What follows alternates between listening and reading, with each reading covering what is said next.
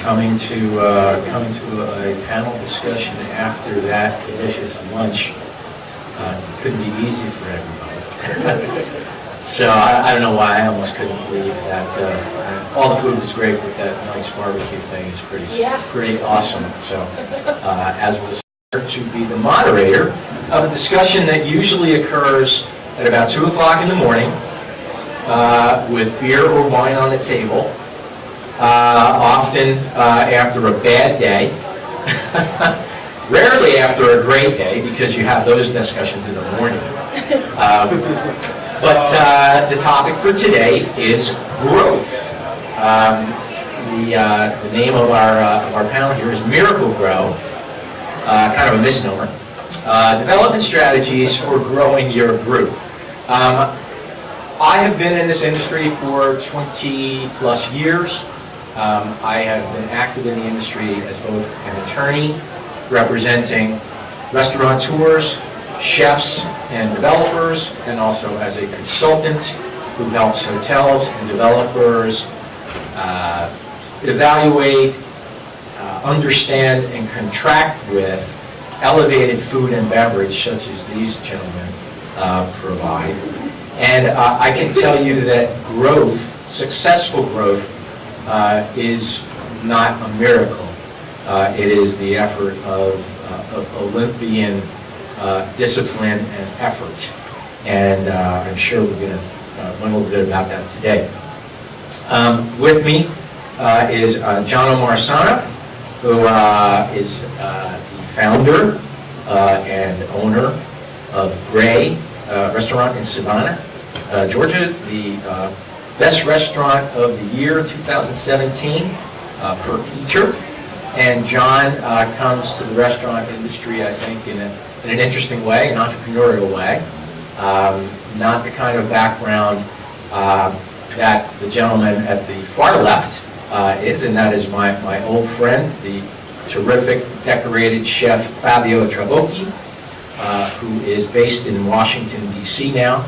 Fabio owns and operates Viola, Casaluca, Del Mare, Spolina, right, and Fioramare, and have had the honor and privilege of knowing and working with Fabio for many years. And in the middle is Stephen Bernacchi. He is the CFO, Chief Financial Officer of the Alinea Group out of Chicago with Chef Grant Achez, and also their reservation company, Toc. I wanted to call it Toc all morning, but we'll talk about that in a little bit.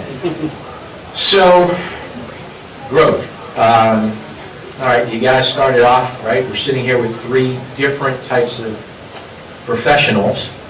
Right, so a chef and an entrepreneur and a CFO walk into a bar and they start to talk about their businesses. So since you're closest to me, Jono, these are finer dining groups that we're talking about here. The three gentlemen that are with us today work in what we refer to as elevated dining. And growth in that world is a little bit different than growth that might be a planned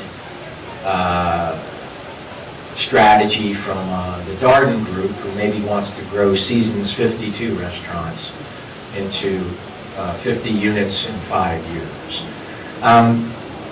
John, tell us about how, from your perspective, from going from one restaurant to potentially more, you know, what is the strategy? Is the strategy a proactive strategy, meaning are we planning for growth? Or is it a reactive strategy, meaning taking opportunities after some success that are then presented to you? Okay. Well, I think it's a little bit of both, but foundationally, for me, because I come out of an entrepreneurial background and, you know, I kind of started in the corporate world and then was an entrepreneur for a long time, you have to be proactive in your growth. You have to have a, you know, I'm a business plan guy. Like, you have to have a business plan. And when we started the Gray, We received a lot of acclaim really early on, and there was a lot of, like, I had hoteliers would come into the Gray all the time and be like, hey, I'm opening a hotel around the corner. Savannah happens to be in a high growth phase right now as a city. It's like, come put a restaurant in my hotel. And I'm like, no, we're not going to do that. For two reasons. One, I had no plan to do a restaurant in a hotel. And number two, from a creative and a control issue, there were so many things that came along with that. So we instead have been operating now for, I don't know, almost 40 months and haven't grown at all. We're a single restaurant and just continue, my partner Mishama Bailey and I, we just have our head down, and that's what we've done for 3 years. And mostly the reason that we've done that is so that we can build a brand and we can build a culture. Because for us, everything we do comes back to those two things. For 3 years, every single day at Preserve, all we talk about is our culture. We talk about the fact that if all of us as team members take care of each other, we never have to worry about our guests, because they're going to show up and we all know what we're doing. And if, you know, that is the foundational element of culture for us. All for one, one for all. And if we do that every night of service, people are going to notice. And in our case, we've been very lucky because the food press has really noticed. We don't advertise. I'm sure that, you know, anyone who's sort of on the finer dining level of things doesn't advertise. But the food press really took notice. As Phil mentioned, Eater made us, you know, Restaurant of the Year in 2017, which literally, I kid you not, as someone who's been in the restaurant business for a total of 3 years, I cried, right? And it was that emotional for me to have realized that this business that I had never been in before, that with this woman, Mishama, and I, we were able to create something that people noticed. And now that we have culture, and we have the beginnings of a brand, because a brand is not built in 3 years, and brand is this really all-encompassing word that has become such a buzzword these days. There's personal brands, there's corporate brands, everybody's got a brand. Now is the point in time, and in accordance with my business plan, it was always a 3-year build for the Gray, 5 years to get, you know, to the point where I think the Gray will be running the way it's supposed to be running. We're still not there yet. But at year 3, that's when we started to think in. But, you know, every once in a while, something comes along that you weren't expecting, and you just have to have your ears open. Yeah, you're not dismissive anymore, right? Well, at the hoteliers, I still have. Well, all right, yeah. well, then we should talk about that. Yeah. Stephen, before I turn this over to you, I think a great counterpoint is Fabio's experience, because you came at this, Jono, in a very unique way, with a business plan and no restaurant experience, right? Fabio came at it, I think, in a completely different way. I'd like to hear your take, Fabio, on the idea that it's the beginnings, the underpinnings require a business plan in order for growth to occur successfully. Has that been your experience? It has been my experience. In 2011, we opened and basically redo a former restaurant because we only put together X amount of money to get up and running. We had to see that and prove to the world that we were financially successful, not only that we put good food and provide good service. That took back to the trust of our investors. Then growth began. Growth begins sometime as opportunity, sometime because we owe it to our staff. We have many talents that they need to move forward, and we like to be moving forward for all the effort and hard work that they put into our organization, within our organization. And it's wonderful to see this. So there are different reasons for growth. There could be strategic growth, there could be growth that is relying over an opportunity. In general, I think every opportunity implies two things: the excitement of it and all the risk associated with that. And with the best plan in the world, there still could be surprises. Sometimes there are surprises on the making of a new location, halfway through, and so forth. But I think growing certainly strengthened the brand in a way. Right. When the brand is established and when the brand idea amongst the cultural, just like you were saying, is established amongst not only key players but everyone involved into the restaurant.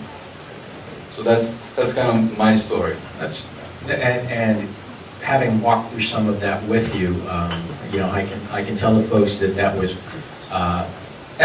hard-earned in the same way that Jono talked about the successes and failures that had gone on before the ultimate success. We talked as a small group back there, and I said, it's probably the same for all of you. I have learned very little from success, and I've learned a great deal from failure. And I know that that's true in the industry. Stephen, Alinea could not have been created with the idea that it was going to grow, could it? I can only speak to the time that I've been there, which is since 2009. But Alinea opened in 2005. And then when I joined in 2009 was when Nick and Grant were ready to start considering building a second place. So my first day was looking for real estate for that second place, which was either going to be Next or was going to be Aviary. And it turned out we ended up in the West Loop. Someone heard we were looking at a neighborhood in Chicago called the West Loop. They said, hey, I have a building with a failing restaurant. Come in, take that, and I'll give you the bar too if you do that. So that turned into Next and Aviary. So we had a plan for some growth. They were ready to start investing in that growth by bringing on someone to help manage the project. But it wasn't, the opportunity created itself that it was wise to do both at the same time. Doing that in 2009, we opened in 2011, and then didn't open anything else until 2016 when we opened Royster.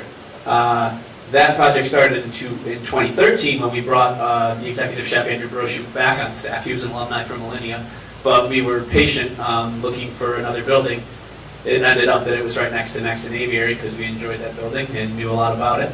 But we had to be patient through those 3 years, and I think it's one of the biggest things you talked about. What were some potential setbacks? I think it's relating back to your staff that all those pauses and delays are actually part of the process in getting it right. Because you can take a lot of meetings with hotels, but you don't want to jump at every one of those.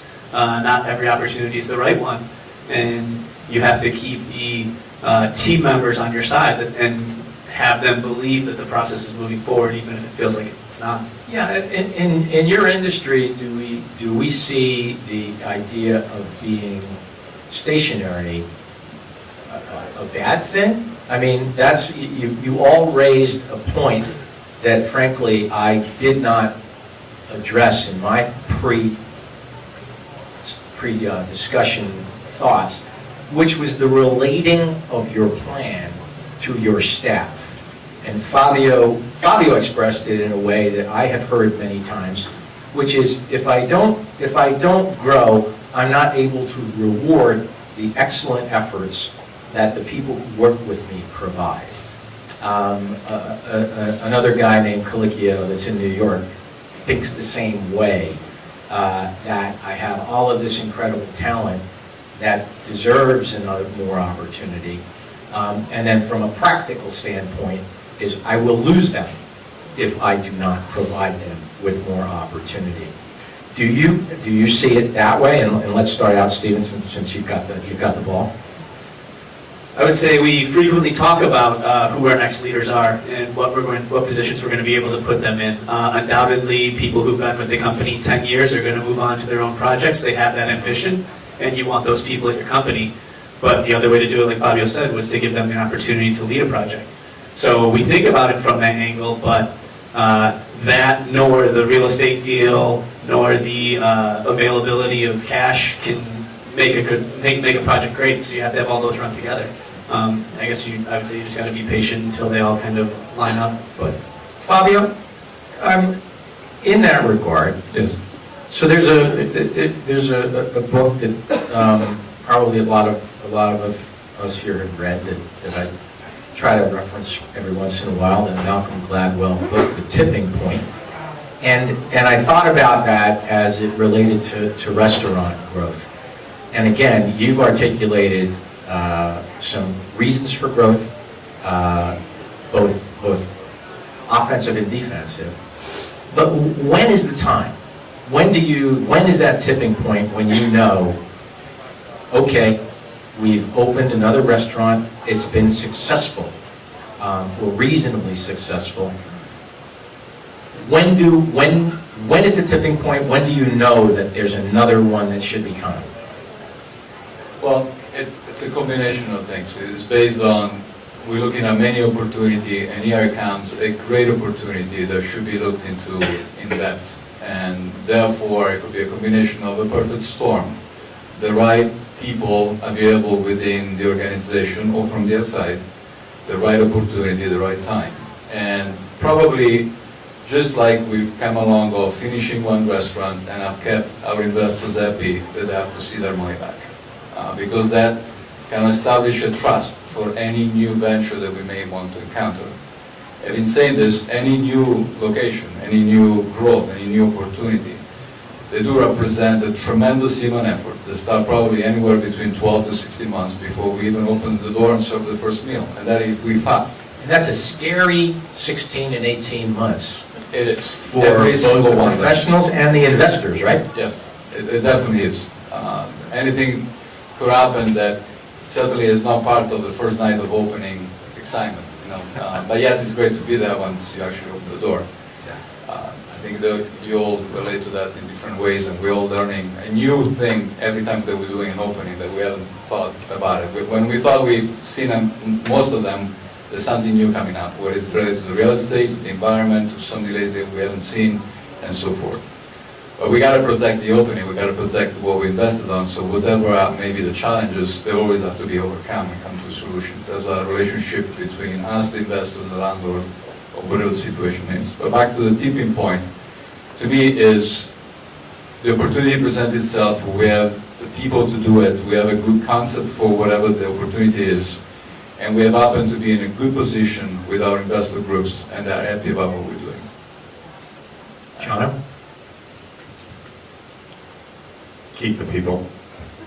I mean, I think that, well, that's obviously simplistic. Going back to what Fabio said earlier, it's like there's two reasons to grow, right? And the one I like the best is strategic growth, and I always have.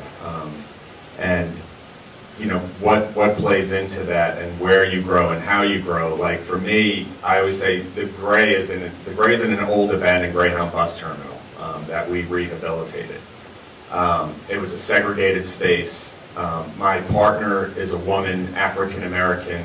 Part of the reason that the food industry has taken such an interest in us is that part of the story. This white guy from New York City, this black woman from New York City with southern roots, take over this segregated bus terminal, they build a restaurant, she happens to be a absolutely badass cook. Everybody loves that story.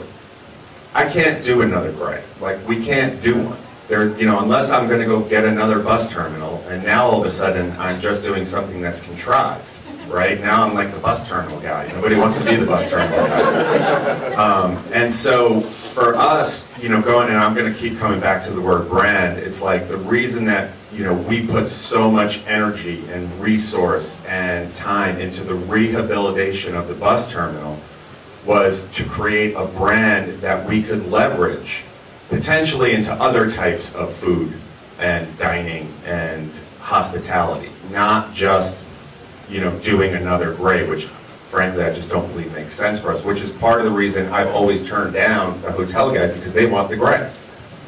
Yeah, you know, that's a tough one, right? Because the stronger the Gray gets, and I'm sure that the other panelists will agree with you, the more leverage you're going to have to say, you know, that intellectual property is not for sale. But our operational chops, our creative chops, our team is excellent, and we'll work with you in another, you know, in another. And I love the fact that you brought up the word intellectual property, because I come out of the entertainment and media business, which is, there's no there in that business. It's literally all IP. Yeah. And so with the Gray, that, for me, that the term intellectual property and brand are almost interchangeable. The lawyer in me agrees with that. The consultant in me agrees with that. I guess the lover of the industry is still confused about it. Well, and I'd like actually to hear from you and also from Stephen on this, because it is the thing that you have to protect more than you would imagine. If your people who are out here are interested in either opening a restaurant or taking the restaurants in which you work now to another level. You know, the old joke was that, one restaurant is a prison, two is a restaurant group, right? And so the idea is, if you're going to do that, that intellectual property, that name, that logo. By the way, everybody in here knows the one key thing, right? This is Restaurant 101. You cannot protect a recipe. We all know that, right? We can keep it secret and make a lot of money off of the fact that you're keeping it secret. See, for instance, Coca-Cola. See, for instance, Colonel Sanders, right? But what you can do is protect a name. If you create a great dish or a great cocktail and you give it a name that is protectable, it's yours. It doesn't mean somebody can't knock that dish off next door. But back to the idea, though, that intellectual property and developing a brand do go hand in hand. And in order to grow your restaurant group, that protection of intellectual property is critical. I want to turn this over, but I want to just respond to one thing you said there, which was, as a lover of the industry, that concept confuses you. I was 46 years old when I decided to get in the restaurant business, right? Of my own free will. Like, nobody forced me to buy a bus terminal, I went home and said to my wife, I own this building, I'm going to build a restaurant in it. And she literally said to me, you've clearly lost your fucking mind. I love food and wine. And that's the only reason, or not the only reason, but that is one of the primary reasons why we have been successful at DeGray. And I've heard the word honest, authenticity thrown around a lot in the first few panels. And I ripped this off from a friend of mine, John T. Edge, some of you may know. The word is honesty. If you come at whatever you're doing, however you leverage that brand with honest food, with integrity about, how you support your team, 401k plans and healthcare plans and all of those things, and you're honest and you're transparent, you can leverage that brand in a lot of surprising directions. That's my thesis. See me in a few years, I'll let you know. Follow-ups. Stephen, I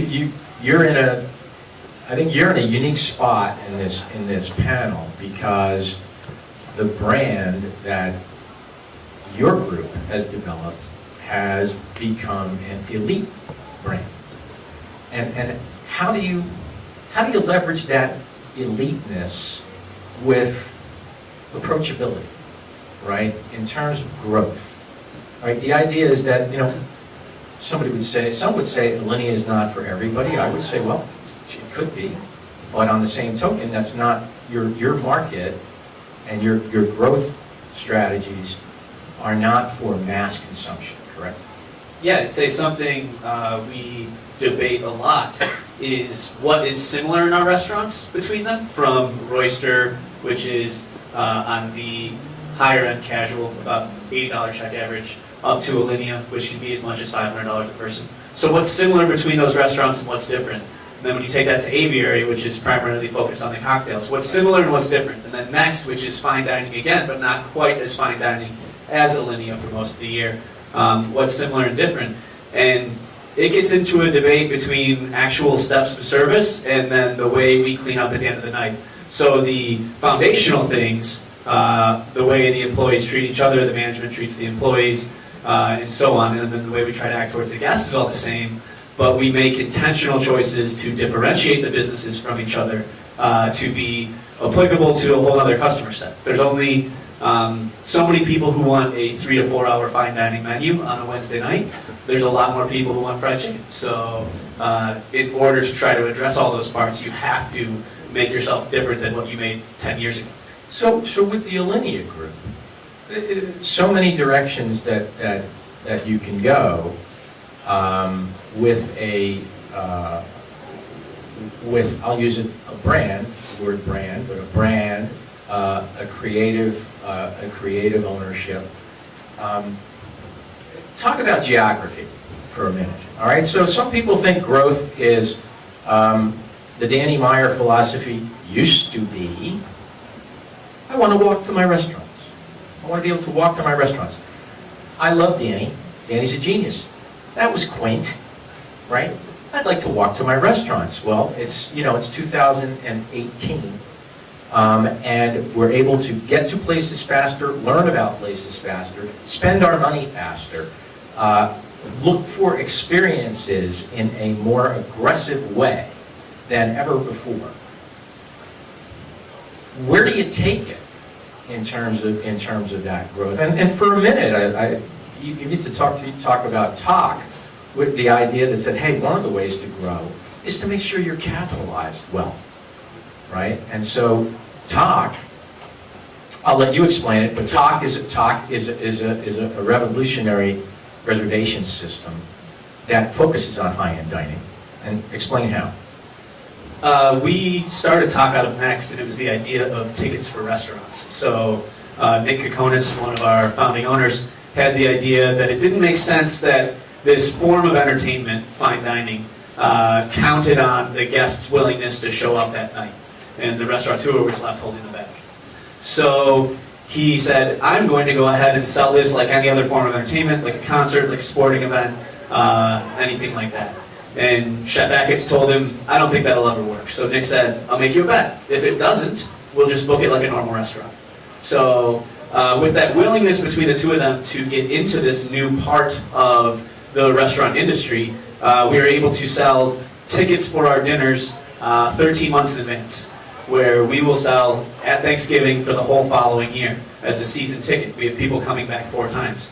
So we're able to build back repeat guests into a fine dining restaurant, and able to, at the restaurant, use that cash up front to be able to go to our meat vendors and do standing orders to take the price from $42 a pound down to $18 a pound in some instances for the same exact product, because we could guarantee 52 weeks of orders from that. So I was in Grant's camp. I thought that the idea was obnoxious and doomed to failure, right? And I've been wrong before. I think I told my cousin Tom he shouldn't do Top Chef. So I've been wrong before, all right? Luckily, I've been right more than I've been wrong. But in that one, you teed off on an area that I want to expand on now with Fabio, because he addressed it. I certainly want to hear Jono's piece. But it's going to the idea of capital. Now, we can't all be naive and quaint, right? You can't grow without capital. The restaurant business is notorious for not being careful with capital, not respecting the capital, suggesting that the art is more important than the funding, which is, I would say, a road to perdition, as they used to say in the old days. But, Fabio, you talked about investors. The idea of talk is proving to be a business model that creates economic sustainability. When you talk about growth, every time you've spoken about it, you talked about your investors. Tell us how you cultivate the core group of investors when you've got a situation like you have in Washington, D.C. Well, it takes discipline, but restaurant numbers are not really, there's a certain rules that apply to what makes a restaurant successful when it comes to numbers. And we're all hoping for certain type of profits, and it's really about following those guidelines. However, restaurants have all sorts of variables: bad weather, people calling sick, or we got to close for this time of the year because this happened. We have summer months and things of this nature. That's what it creates a little bit of a variable when it comes to what we would like to be a consistent stream of revenue. So to that, talk seems to be a very valuable option. When it comes to investors, I think is building the trust. Our investors group are our customers, so they see us what we're doing every day, and they're an integrated part of what we are. They are empowering themselves by, be part of our family group, and we have many of them that have been with us. The majority of them have been with us since the first restaurant. Through thick and thin? Like through good and the bad? Yes. Right? But we were also disciplined to make sure that they were seeing the return of investment in an acceptable amount of time. And as part of that being, and this is one where I've always had, take a deep breath when I would be advising restaurateurs and investors about use the word honest, an honest pro forma to provide to an investor. How are you going to be honest when you're doing that if you believe that your restaurant is going to be so successful, as you should, right, that it may return 20% profit because you're going to sell so much great food and drink and be so disciplined with managing your labor and be incredibly cost conscious when it comes to acquiring your food and do all of the things that are going to get you 20% return. You don't do that with your investors, do you? I mean, you No, give them that would be a straight line. Right. A business plan needs to be, above all, honest. And if anything, after honest, needs to be conservative. And don't make false promises to your investors because they're all gonna be lining up at the door. You told us this, 20%, what is it? If you take nothing away from this today, Yeah. take that away. All right? Be honest with your investors and be conservative with your projections. Go ahead. And in that regards, I think when it comes to an opportunity, it's really about what we would like to do versus what we can actually do. It's always about that. And then there's a fine line in between of having enough talent to try to pull out the very best out of sometimes not the very best in terms of availability of capital. Okay? So having a sense of frugality is very important because at the end of the day, profits are really sometimes pulling teeth from a few cents here, a few cents there, and you forgot to call the night a little bit earlier and we kept too many people on last night. And that's again, great points, guys. That is labor management. Right there, in a nutshell, is we didn't call the night early enough because we weren't paying attention, right? We weren't disciplined enough. Whatever that night is. Now, look, 95% of the nights you are going to call it on time, right? Yeah. But those, I believe, and anybody please tell me I'm wrong, this is still a nickel and dimes business in terms of your profitability. Right? So you got to be careful about it. Right? I want to talk in that vein. Stephen, you seem like the perfect person to ask this to. So, I've had the privilege of working with a group, NoHo Hospitality, which was created by Chef Andrew Carmelini in New York. Andrew is one of the most honest people I've ever worked with. And when we had that, 2 o'clock in the morning talk over a beer, and his third restaurant had just opened and had been doing well, I said, Andrew, you were scared shitless when you opened your second restaurant. Is this one how to put you over the edge? And he said, to be honest with you, it was easier opening the third one because it forced me to implement systems that I could use across the 3 restaurants. Stephen, is that a true statement or is that a chef's 2 a.m. over a beer? I'd say I definitely agree with that. At this point, when I joined in 2009, I was the first person on the business team, and now we have 17 people on the business team across 5 restaurants. We've found an ability to specialize and systematize and allow the chefs to be great at running service and creatively affecting the menu, and we'll report back to them information as quickly and accurately as we can, along with actionable solutions. We didn't have those systems back in the day. And because of that, now we're thinking of adding another restaurant this year and another restaurant the next. So it's not, it is because we went through that growth that we're able to tackle the projects in that way. And we didn't give ourselves the space to systematize everything when we were just 1 or 3 restaurants. So. Yeah, it's kind of like try to tell my kids even still, right? It's hard to get good grades, but good grades give you freedom that you might not get otherwise sometimes, right? So in the restaurant industry, the idea of making sure that you discipline your systems, use your technology, use your expertise in order to be free, in order to pay attention to the things that are going to be important to help you provide great service, great food and beverage, and the ability to grow. John, I got to give you the next one because you came at this, as your wife said, like an insane person who found a bus station and decided that we should put food in it. That's a terrific idea for no one. No one ever said. Let's talk a little bit about some of the failures that you experienced that helped you succeed in this particular scenario. Failures from my past life or failures from the gray? Either or, You can my pick. choice. You can pick. I have to be honest, Phil sort of gave us a little heads up on these questions, so I've thought about this a little bit, and I don't really have a failure, but I A challenge. I have a lot of A failures. challenge. But I have a story that comes to mind of when I knew that I was potentially in over our head and we didn't understand, Mishama and I didn't understand what we were doing at all.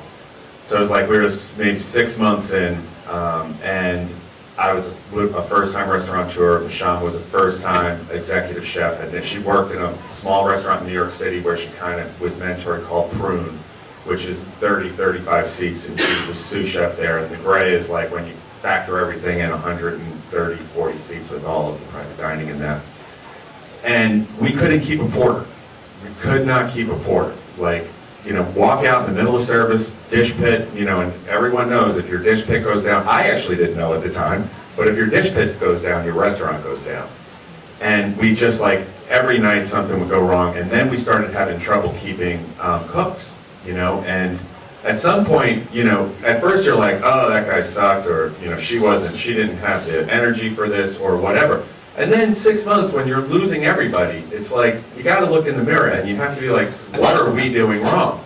And there was one night in particular, cook walked off the line, and, walked outside, and he and Misham were kind of yelling back and forth at each other, and I had only witnessed this on TV, so I'm like, oh, chefs yell at people, and that's the way it goes. And Misham is not a yeller, by the way.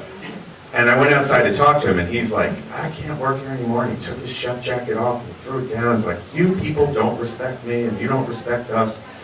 And the incident actually went on where he stormed through our dining room wearing sort of a wife beater, completely tattooed up with his chef's knife.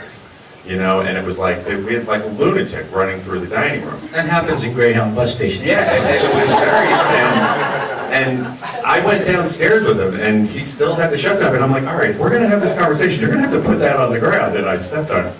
And what had occurred to me is, Mishama and I were both coming at Savannah as if it was New York City. Where New York City, it's competitive, like talent is competitive. And we had opened this fine dining restaurant in Savannah, Georgia, or casual fine dining, where there was no culture of that type of restaurant. The last James Beard nominated restaurant in Savannah is 30 years ago. The last chef-driven restaurant in Savannah.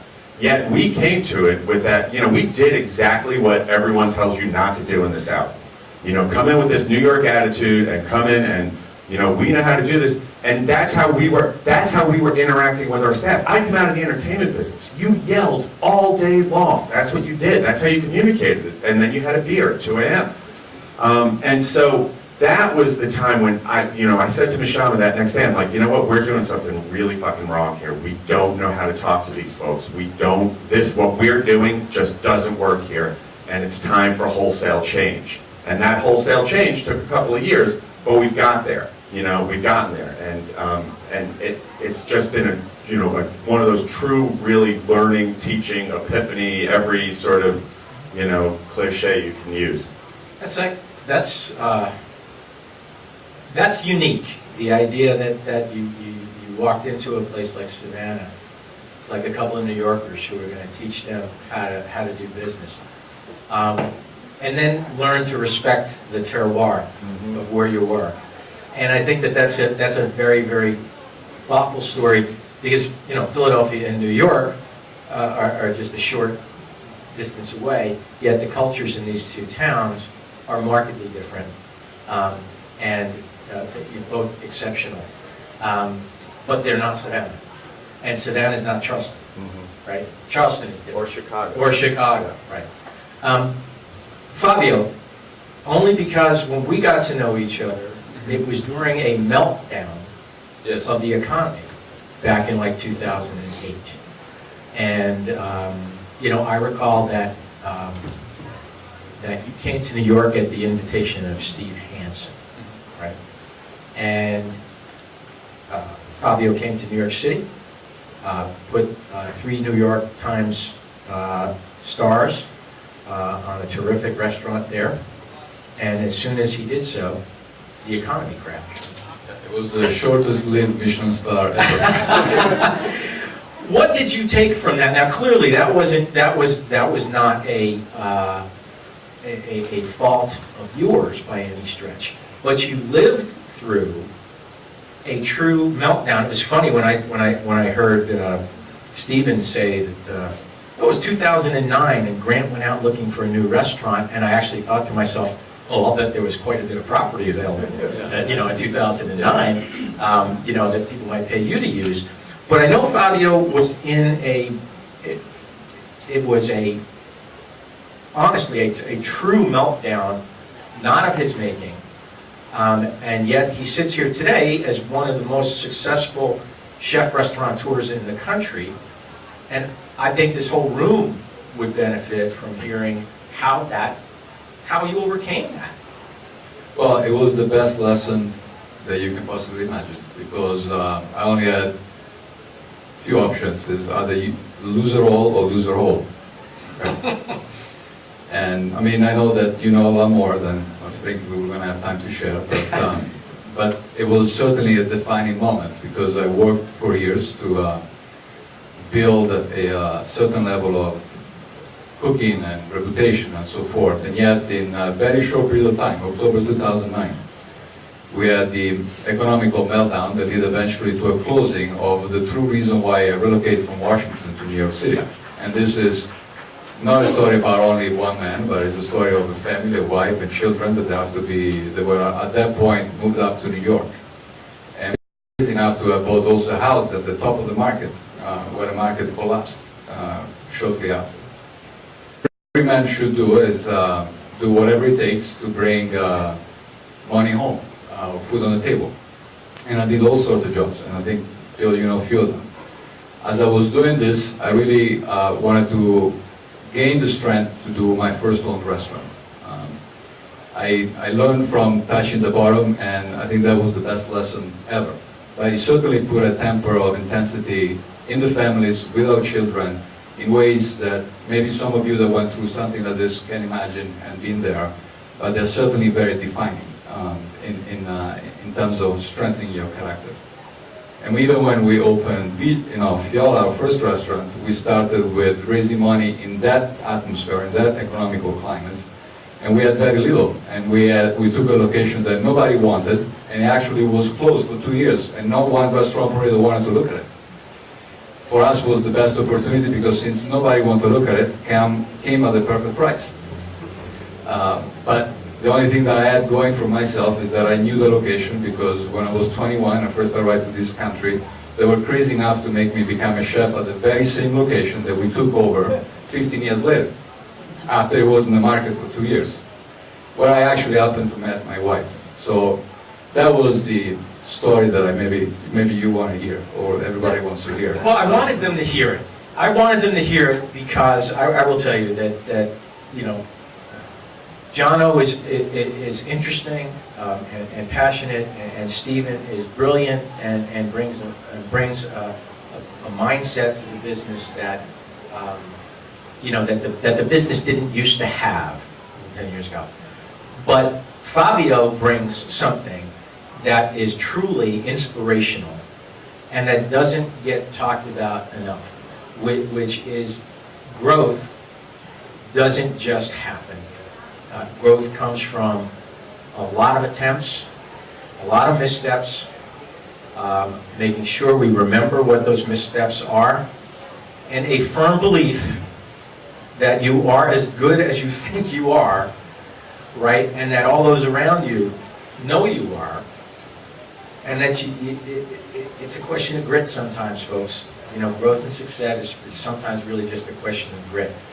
We have a few minutes for questions, but I hope you don't mind that I told that story, my friend, because we can go on for another hour.